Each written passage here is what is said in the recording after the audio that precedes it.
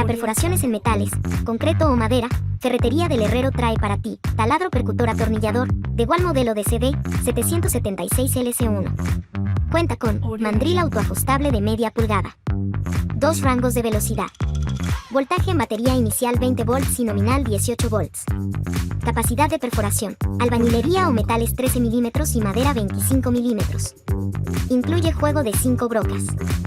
Visítanos y conoce nuestros productos.